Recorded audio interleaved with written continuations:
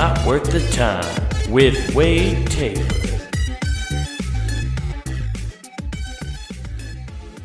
What's up, guys? Welcome back to Not Worth the Time.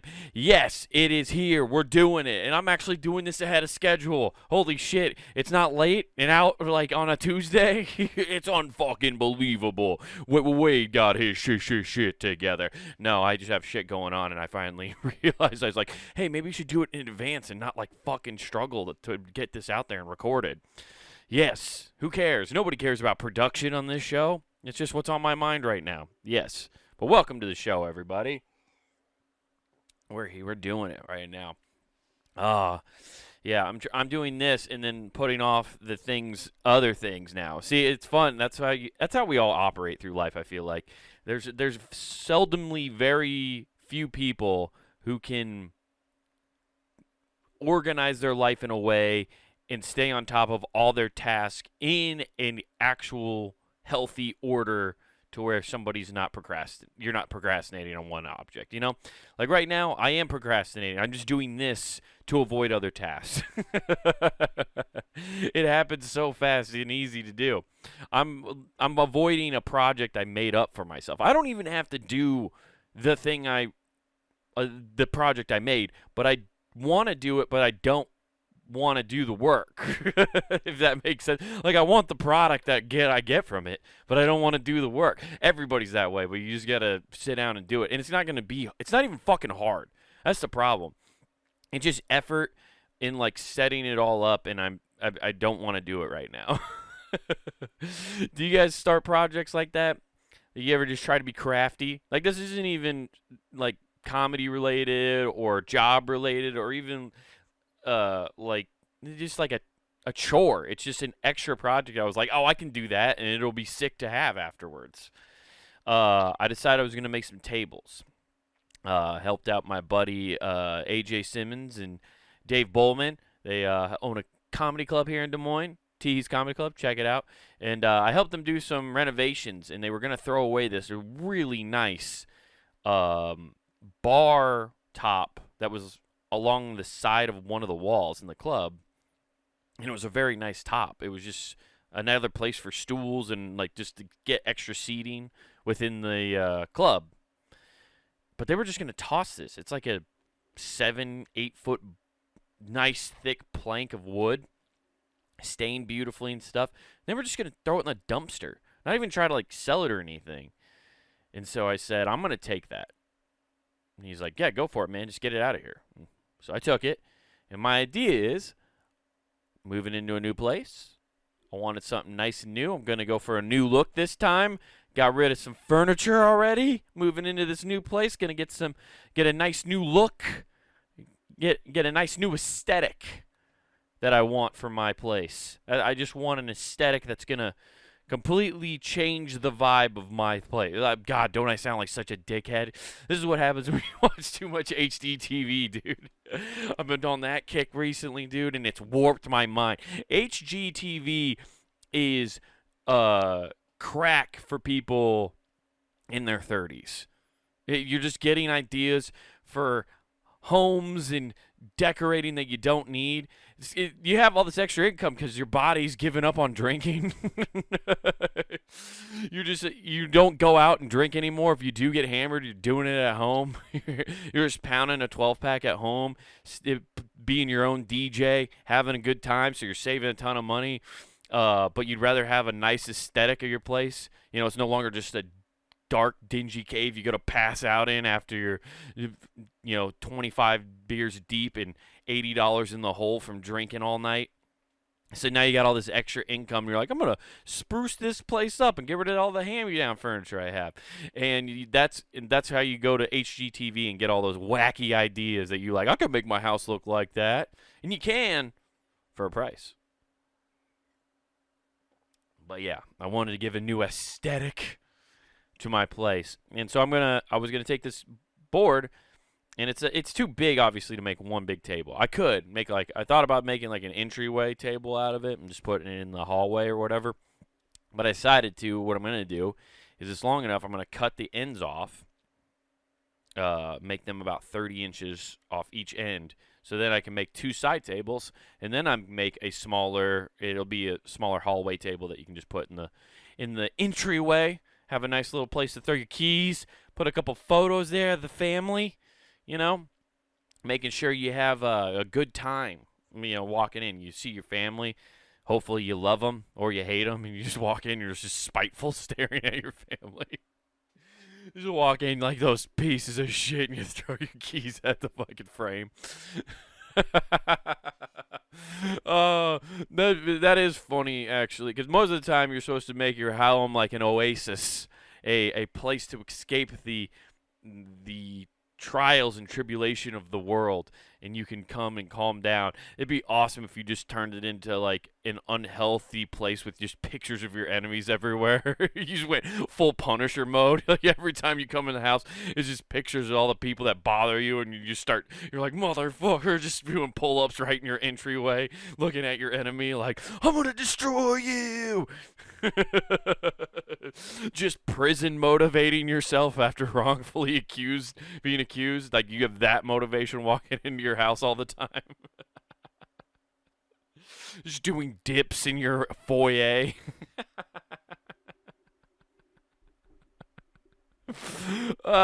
Just decorating your house to be vengeful is fucking sick as fuck, dude. Just no rest from your fucking demons. Just spitefully walking around your house like, I'm gonna get that motherfucker. That's so unhealthy, but so funny. Woo! Oh, fuck. Yeah, I just want... But I want to do that. I guess back to the original point, I just want to make these tables. And all I have to do, this is such a simple process, guys. I just have to cut the ends off the board. It's 2 fucking cuts with a circular saw. And I'm just lazy as fuck and won't get the circular saw out. I don't want to set up the fucking sawhorses. I just don't want to do it. It just, at the end, you think after getting a new job and not doing manual labor anymore, and you think you'd have more energy, you wouldn't be. No, you go to the office, you get done, and you're just like, fuck this shit. I don't want to do it. What's gonna happen is I'm gonna end up doing like a thing where I can eventually I might be able to work from home. And I'm just going to, instead of working, build my furniture. That's the thing that gets knocked down. So, yeah, like, you have to have there's levels. I don't want to go do that right now, so I'm doing this podcast and making myself laugh like a moron about making my home like a prison cell for motivation of vengeance. Just avoiding what I should do and build the new furniture. All I got to do is make 2 cuts, fucking polyurethane the ends of them, and then go to Menards and buy the 4 or I guess 8, because I'm making 2 tables, 4 pieces and then legs. So you just screw them in, and then you screw the legs in and polyurethane those. Bam, you got 2 brand new end tables, and then you buy another 4 set in longer legs, and then you got your entryway table. That's all I got to do. But I'm too fucking stubborn and lazy and trying to find other things to preoccupy myself. Yes, dude. So I guess that's what I've been doing. I've been just avoiding tasks. It's so easy to just avoid what you should be doing and finding the other tasks that need to be done too, but they're not like the highest order of precedence, Or even things you want to do. Like, there's things I should be doing all the time. The amount of times I tell myself I should be writing and doing what I'm, should be writing, working on some jokes, getting my sets better, tightening shit up. And I do that. But not as often as I should. I honestly put it off on the back burner, and then I end up playing fucking Halo Infinite. Guys, I look at this, and my brother is very nice. Jake, love him to death. He's talked me off the ledge about this sometimes, because I think sometimes I get addicted to video games pretty easy. But he's told me, that dude, that's entertainment. You know, it's no different if you were going to watch TV for 2 hours or 4 hours. You know, if you're playing, people sit down and binge watch TV shows for fucking 6 hours, and nobody thinks of that as a waste of time. But if you tell people you played 3 hours of Halo, people are like, "Oh my god, it sounds like a problem."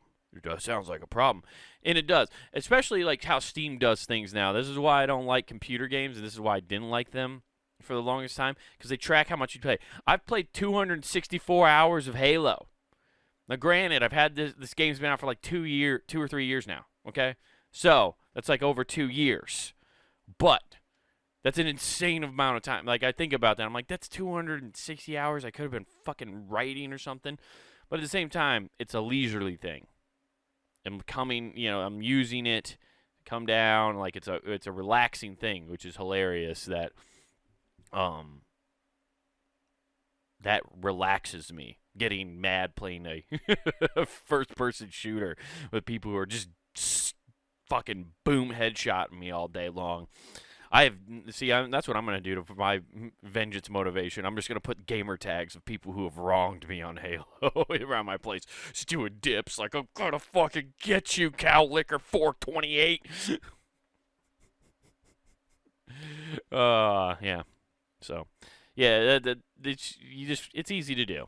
And we're all guilty of it. It's hard. It's hard to stay motivated, but you also have to have that time. You have to have balance of doing something that almost is not productive. I think it's important. At least I do. I'm sure not everybody sees it, because everybody's fucking algorithms for everything they do is different.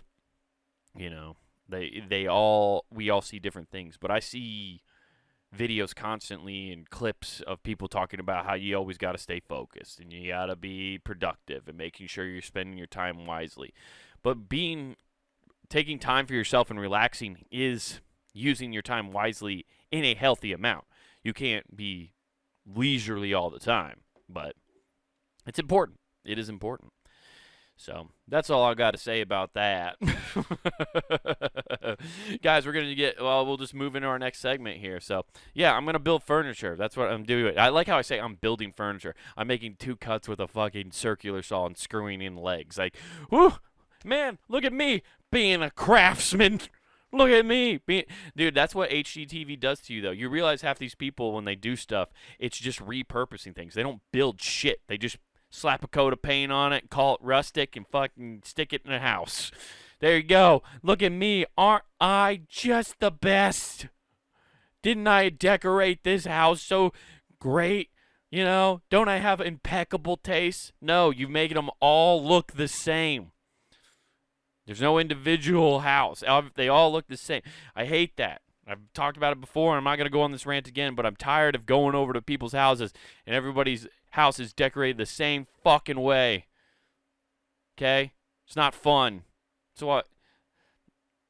I don't get why I have to. Then why do I even go visit your house? Our houses look the same. Okay? If we did a Skype, if we did a business meeting right now, and we all decided to get online, there would be at least 4 different people. I'd be like, are you guys all in the same house? You got the same painted walls? Yeah, everything looks the same. I can't tell. Are you guys all in the same house? No? You're all in your own houses? That's fucking weird. Dude, I'm fucking lost it on this one. You know, I always laugh. I think I'm not going to have anything to talk about, and then here we go. I'm just rambling. Anyway, guys, it's time for my new favorite segment of this show. I enjoyed the last one, and I'm bringing it back. Nobody wrote and said they didn't like it, so I'm bringing it back again. It's the random word generator segment. That's right. Oh boy, do I love this segment. Now it's so fun to I get why improv people like improv now. I'll just take 3 words and let's do a segment. Anyway, I already got the words pulled up. So. The words this week are civilian, series, and install. So, I don't know. I'm going to try to make some kind of weird thing out of this, I guess. Series, install, civilian. Okay. Well, as civilians, I'll tell you this. As civilians, we've really done a poor job of installing a series of incompetent leaders. Dude, we like that's honestly around the world. We've done a really as citizens of the world because we are one. We are one global organization at this point. They have the whole world in their hands. If you're not watching the video version of the podcast, you won't realize how stupid I am picking up a stress ball that looks like the globe. But as civilians, we've done a terrible job of installing a series of leaders, okay? They're all the fucking worst. They're doing terrible jobs, okay?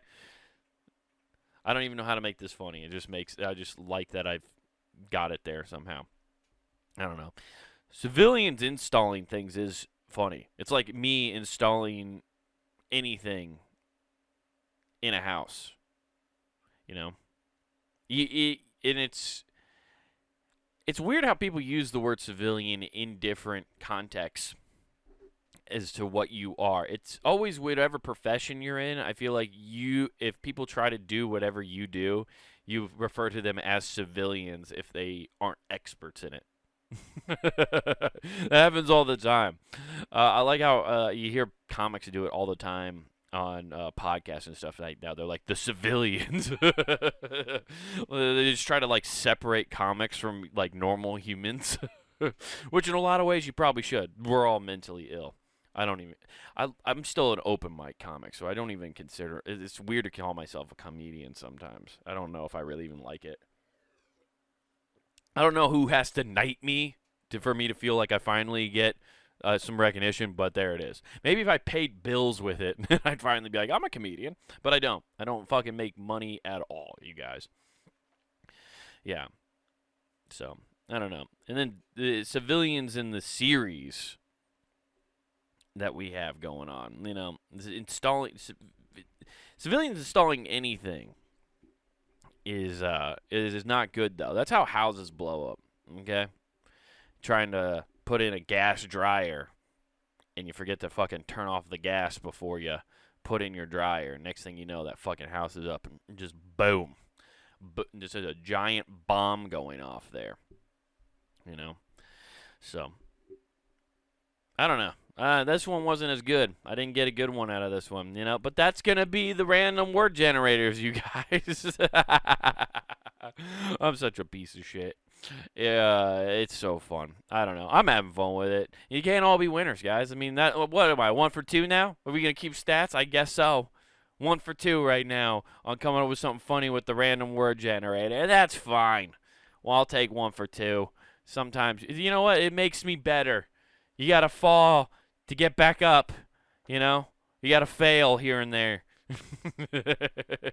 You got to fuck up a few pieces of furniture before you know what you're doing and how to make them good, which is probably what's going to happen with these end tables. One of them's going to have a coaster on the other end to level it out. It's like I'm getting pre-made legs. How they has one shorter than the other. I don't know. I'll find a way to fuck it up though. You watch. Anyway, I guess let's go into the thing we need to talk about this week, of the article I found this week for you guys, right? That's what we should talk about now, which is good. Now, I know all of us, we all want to have a happier life. And we all want to learn how to spend better. I know I do. I need to just learn how to spend, period. I feel like all I do is hoard money, and not in a smart way where it's making me money. I just hoard it. So, but I also need to learn how to spend it. I can't be this hoarder of my money. I gotta, have a good time with it. And so I found an article in Popular Science that says how to spend your money for maximum happiness. Years of behavioral and psychology research has given us insight in how to splurge optimally. Now, that's something I can get into. As someone who hated science class as much as I did in high school, I read a lot about science now. And I think it's because what they try to teach you about science in school fucking blows. It sucks so much dick. But like, if you apply it to science and the scientific method to certain things, I'm in, dude. And if you want to tell me how to spend my money and it makes me happier, let's go for it, okay? Benjamin Franklin coming over the mountains here, just being looking at this nice couple making out at the base of this mountain, and these people spending money planting trees.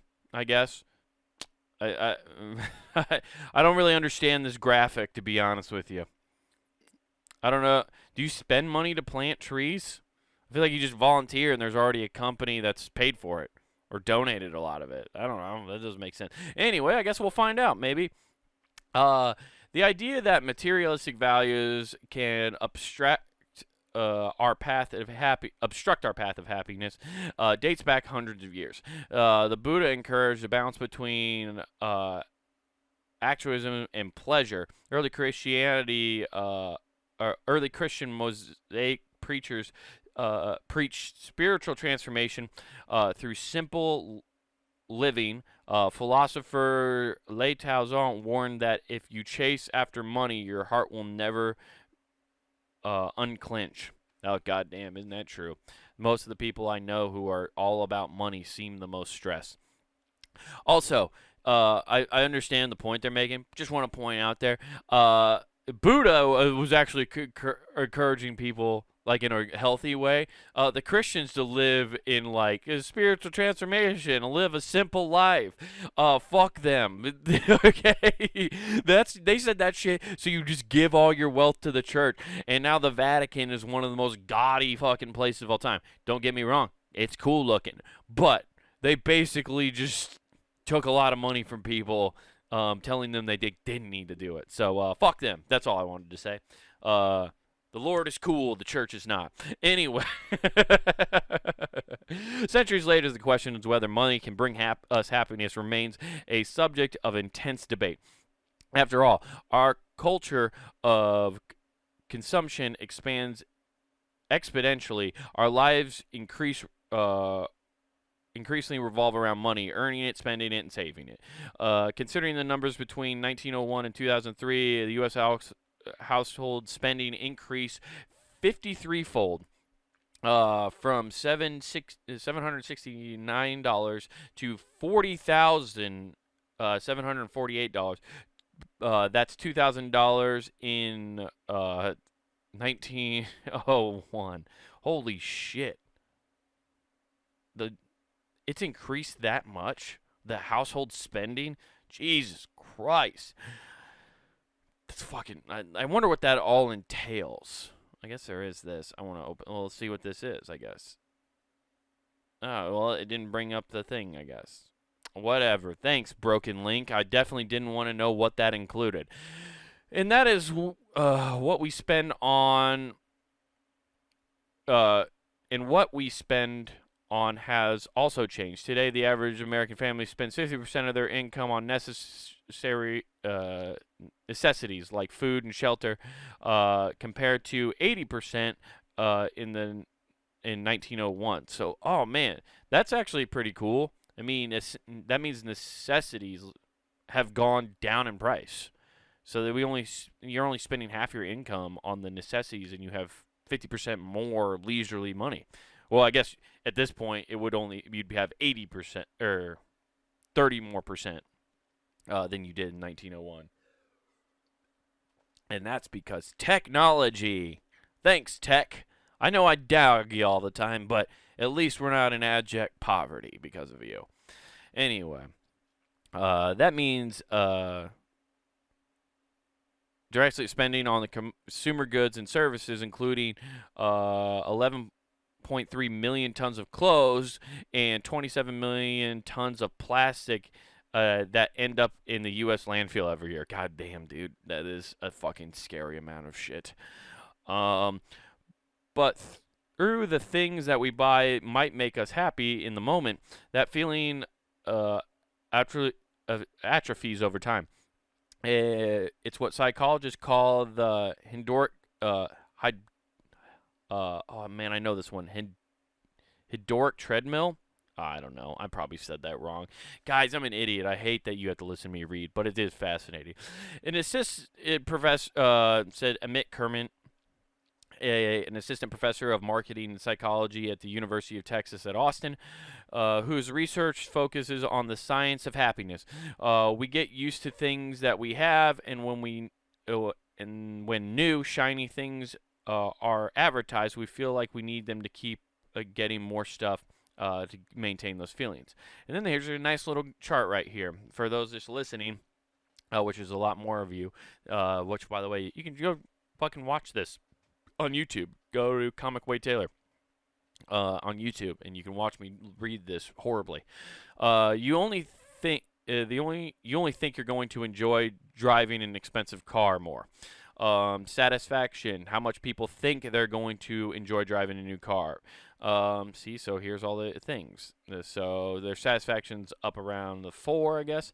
How much people recall enjoying the car, generally. So, okay, yeah. How much people recall enjoying driving right afterwards. Oh, yeah, so, like, it's not even that great of a thing. That's why I don't care about cars. I've gotten in so many arguments with people. Like, I appreciate cars and the engineering and the performance of them, I guess, but I don't get buying a $100,000 car. I really don't. I don't get, like, I have a good friend who has a Ferrari, and it's cool, and that's what he's into. But I just don't understand it. It's what he likes and what he wants. If I wanted to drive a Ferrari because I'm a fucking weirdo, I would just go rent one for like a day or two. That sounds fun. Like, I would just do that. I also can't drive stick. I think Ferraris are stick. You know, I'm a pussy. Don't know how to drive a stick. No, I'm wearing a fucking trucker hat, and I look like a redneck boy who grew up on a farm. I know I'm from Iowa. Everybody thinks they're from farm country. That's what at least all the New Yorkers did. But I don't know how to drive a stick, and I just don't understand the luxury car. I don't understand it. I like them. I appreciate them, but that's something I never want. I want a fucking Toyota Camry, okay? I want a brand new one. That's what I want. Reliable. Drive it for 15 years. Drive it into the fucking ground. That's what I'm trying to do. Anyway, does money bring us happiness, or is it rooted in our misery? It's complicated. Financial security certainly influences our well-being when it comes to satisfying our basic needs and standard of living. But in general, research shows affluence is a weak predicator of happiness. What most experts can agree on is there are ways to spend our money that makes us happy. Okay, so we'll just get to this. Time is precious. Buy yourself more time of it. We can send messages anywhere in the world immediately across the ocean in a matter of hours. We get almost anything we can dream of hand delivered to our doorstep within it. And yet, despite our ability to do nearly everything faster and more efficiently, people across all income levels report experiencing the a phenomenon known as time. What is it? Time finning. It is necessary to how busy our calendar is. Oh, time I don't know. Anyway, it is necessary how busy our calendar is, but rather the internal state of anxiety and concern that you don't have enough time to do things you want to do. Time fatigue. Time famine? That sounds like some kind of new chemical, or like, it sounds like a new supplement you can get on at 3 in the morning. Time famine. Do you feel like you don't have time to go to the gym? Do you feel like you don't have time to meal prep? Do you feel like you don't have time to spend with your family? Try time famine. Isn't just an existential crisis. It can have real consequences on your health. Research shows that people who feel time constraints are more stressed and less likely to spend time helping others, and less active. It is also one of the main reasons people give as an example why they are not exercising or regularly eating well. I've heard that one before. But recently, social support may protect us from negative consequences and time stress, psychologists by calling a buffering hypothesis. According to the theory, buying time by doing things like hiring a house cleaner service and tidying up and ordering takeout instead of cooking, or paying attention to direct flight, or paying extra for a direct flight, in case of sense of some control and immediately you feeling well-being. Okay, yeah. So once again, using your money to like kind of eliminate tasks that you feel are eating up your time to things you want to do. That makes sense. I know as I've gotten older, I've started to feel that way. Like the direct flight one is definitely one I relate to the most. The amount of times I've booked a flight anywhere, and I just try to get the cheapest one, but then I've had two layovers, and you spend 7 hours flying, and you're sitting in airport for 2 hours each layover. Or you're getting there 30 minutes before your flight is boarding, and you're at the Denver International Airport, one of the biggest fucking airports in the world, and you got to run across this entire airport just to make your flight. That's too stressful. I try to book direct flights now, and like it says, it relieves stress. So let's go down to the next one here. Isn't there? Okay. Invest in experiences. Yeah. Okay. This one will be pretty self-evident, I feel like. You might think that one more particular to spend money on is something that you'll use for years rather than a fancy dinner or a vacation. But research suggests that intangible experience can often bring you joy for longer than a physical object. That's 100% true. I don't know how anybody can argue that.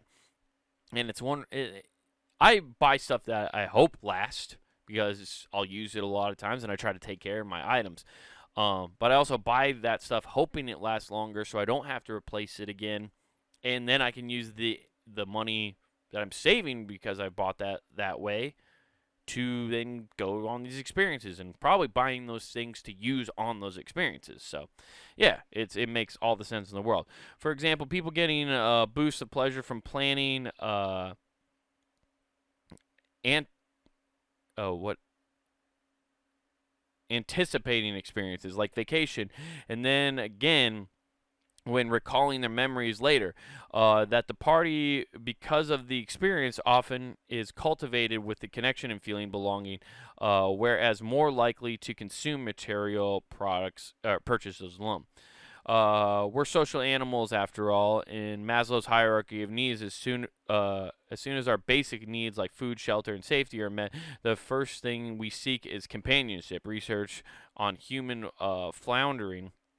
flourishing confirms that cultivating meaningful relationships through instruction, uh, institutional like work, religious communities, and marriage enhances our well-being, associated with better health and longer life expectancy. Yeah, there's so many studies out there that show if you're married or part of like some kind of community together, it does keep you healthier longer, and it keeps you around longer by having those healthy relationships and stuff like that. So, spend on others. That's pretty obvious. I don't think I need to read more of that. Actually, guys, we're running out of time here. I've already gone over a little bit here. So, but spending on others makes the most sense too. That's one of my favorite things to do. I love to try to buy people things, I know like that's a thing I've struggled with lately because I've been trying to downsize stuff and get rid of things because I don't want to have a ton of stuff anymore. I don't need a lot of it. So I've tried to I've been trying to get rid of stuff. So that's why I have a problem where when I see stuff, I want to buy people these little gifts and things like that. But I also don't want to clutter them or feel like they have to keep it. That's the one thing. If I ever buy you a gift, you don't have to keep it. Like, I'm not even going to come over and ask where something I got you is. If you use it for a small time, and it brings you joy, but then it doesn't anymore, fucking get rid of it, man. Because I have that problem.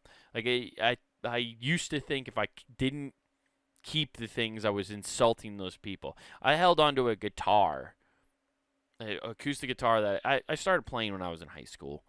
I don't know how to play guitar really.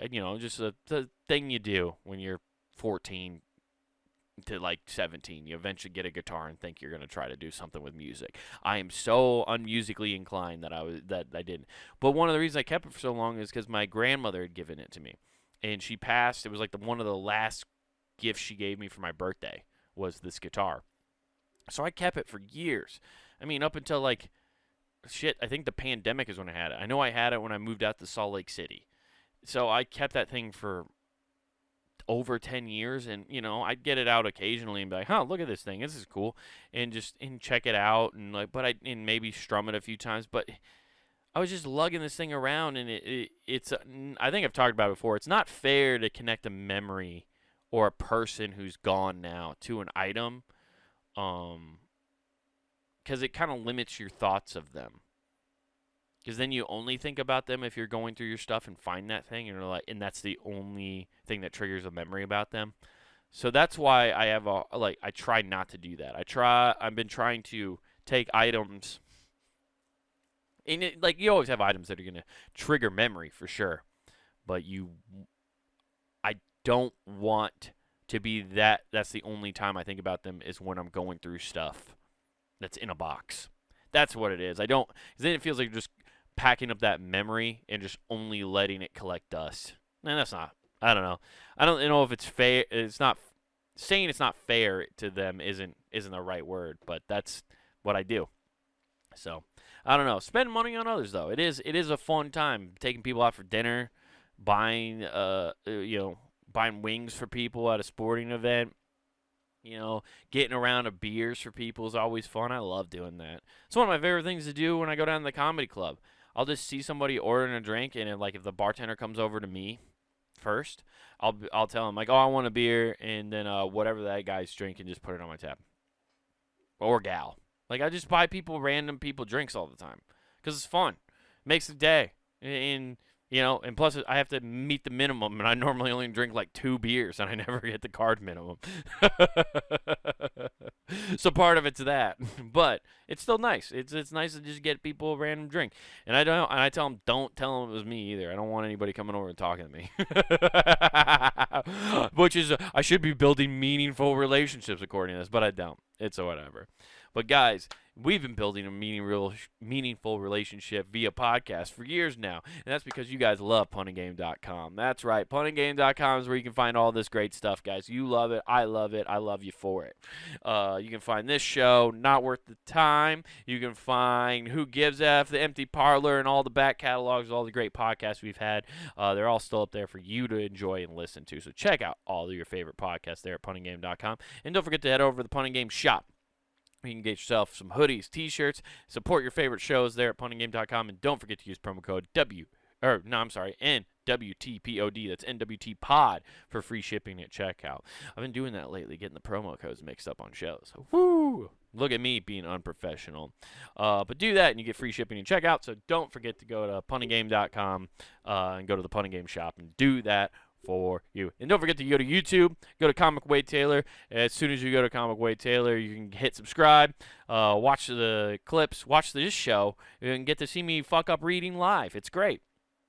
And so go to Comic Wade Taylor, and you can get all that good stuff. Check out my half hour that I have on there, Wild Horses. Would really appreciate that. Give that a like and a view. It's great. Share it with some people. There's plenty of stuff to share.